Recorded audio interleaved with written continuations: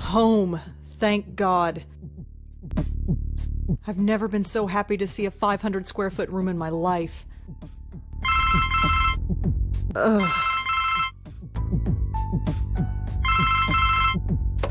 Hello? This is Dr. Quentin from Bellevue Hospital. Yes? I was your aunt's primary care physician. Did you receive my letter? Yes, I received it. I haven't had the time to come by, though. That's all right. I'm sure you're busy.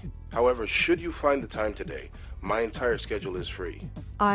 Sure. I'll keep that in mind. Thank you. Good day. If I don't visit him, he's just going to keep bothering me. I suppose I should just get it over with. I suppose I should trim this plant. Maybe one day. Griff is fine where he is. They're fine where they are. Just some old book review clippings. This is the only living plant I own. I bought it 2 years ago. It's still living despite my total lack of care. That's Griff, the PI bear. I've had him as long as I can remember. He's in horrible shape, but I don't have the heart to throw him away.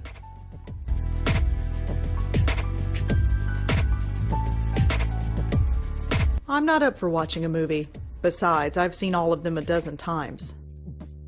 I must have watched all these a dozen times.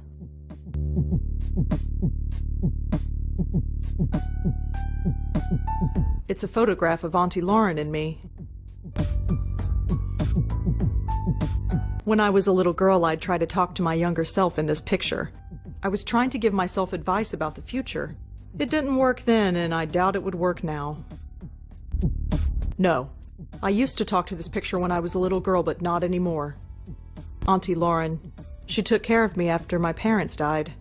For most of my life, Auntie Lauren was a vegetable, slowly rotting away in a hospital bed. I don't remember what she was like before that. This picture is all I have to go by. It's me. I look scared out of my mind. I don't remember when this picture was taken, but I look about 4 or 5 years old.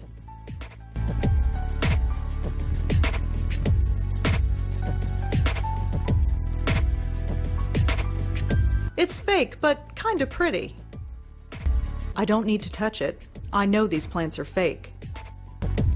Just a standard stove-oven combo.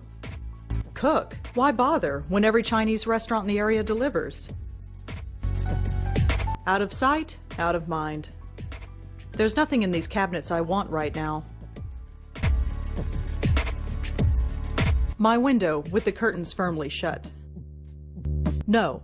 I open those curtains and a dozen windows can look directly in here. Those curtains stay shut and prying eyes stay out.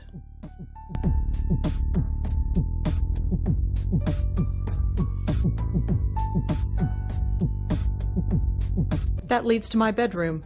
It's an oversized closet, but it suits me fine. I'm not ready for bed.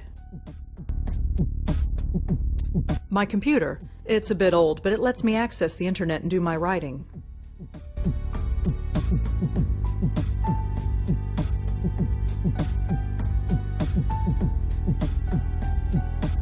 I am just feeling so uninspired today. Maybe tomorrow I'll feel up to it. But today, it's just not happening.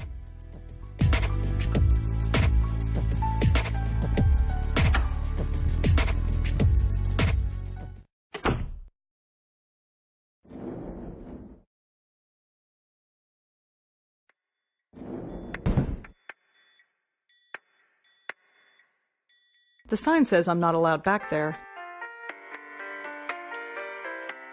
Locked. Whatever's back there, I can't get to it.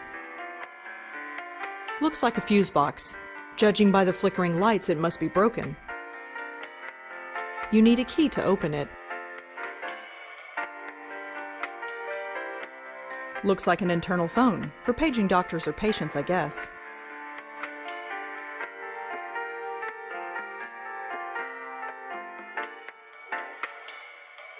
Some kind of motivational poster. I'm not stealing stuff from the hospital. It says that this floor is undergoing renovations. That explains a lot. Just a small transistor radio. I don't think so. some small keys. One of them is labeled FB. I assume that means fuse box. I don't think I need any of these keys. It's the security guard for the hospital.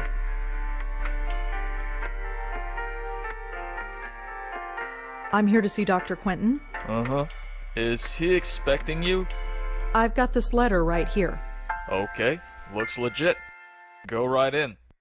His name's on the door, you can't miss it. Thanks.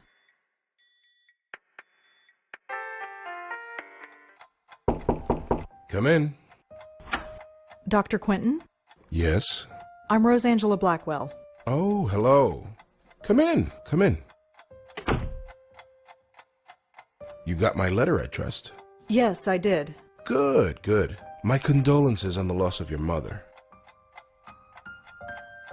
Thanks. My aunt is at peace now, wherever she is. Ah, quite right, quite right. So you wanted to talk to me about something? Yes, yes, I did. But before we go into that, how are you holding up? I'm fine. Why? Oh, no reason. Just asking questions. Goes with the job. Right. You received the ashes? Yes, I scattered them this morning. I imagine you must miss her. Not really. Oh? Nothing's really changed. Her body might have been alive, but her mind certainly wasn't. That's a pretty severe attitude, wouldn't you say? Maybe. But if she weren't alive, as you say, why did you make it a point of visiting her all those years? I don't see why it's any business of yours. It's all right. Forget I asked. I wanted to come. I came. That's all. And now that you don't have to? What do you want me to say? Auntie's dead. Life goes on. So you'll just keep living, is that it? Yes. Keep writing your little book reviews in the paper, right? You know about those? It's hardly a secret. A number of the staff have read them, yes. I didn't think a West Village paper would interest anyone up here. I have to be honest, Miss Blackwell. The staff read them because they were more interested in you. Okay, I am this close to leaving.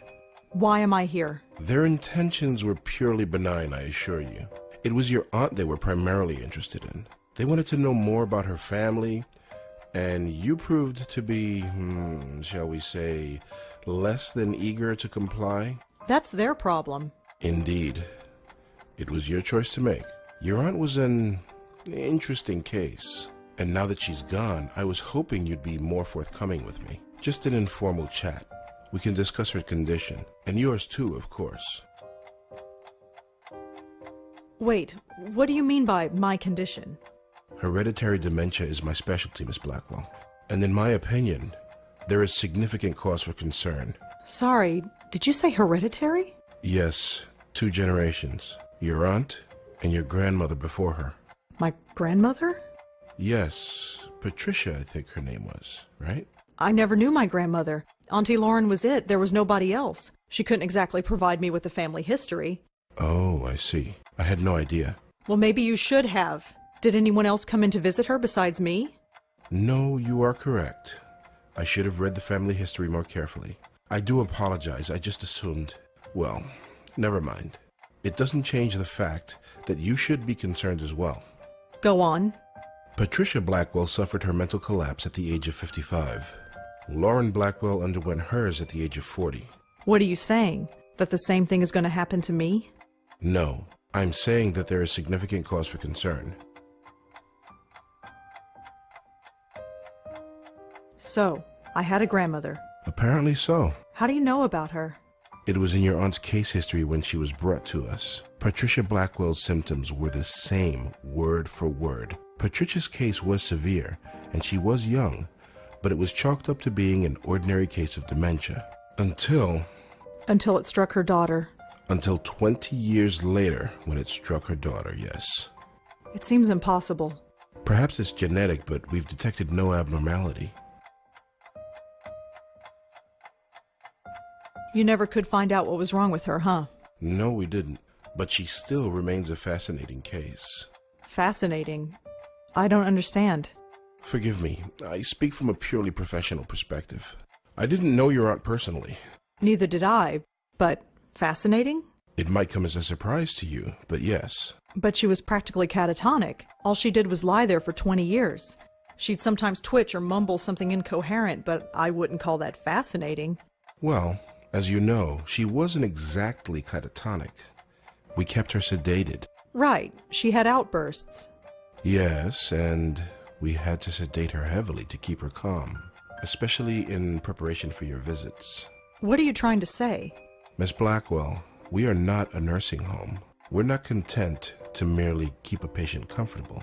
We are, after all, in the healing profession. We were trying to heal your aunt, and to do that, we had to speak to her. Wait, you spoke to Auntie. We tried to. Did she answer back? After a fashion, yes. If Auntie spoke, why wasn't I told? Miss Blackwell, do you remember what brought your aunt here in the first place? Her screaming, her hitting herself? I was only 5 years old at the time, but I kind of remember. In order to prevent her from doing harm to herself or to others, we were forced to sedate her. When we limited her medication, she simply reverted to her former state. Her natural state, I'm sorry to add. What did Auntie say? Nothing that made any sense. But one thing was clear. She was in great pain. Pain? What kind of pain? It's difficult to say, but it was immense. How immense? When we reduced her medication, the transformation was dramatic. Her eyes flew open, she thrashed, her screams. Well, we had to gag her eventually. My God. I know. Did she still feel it when she was sedated? We don't know. There's no way of knowing. 25 years. I know. Poor Auntie. You couldn't find any other link between the two cases?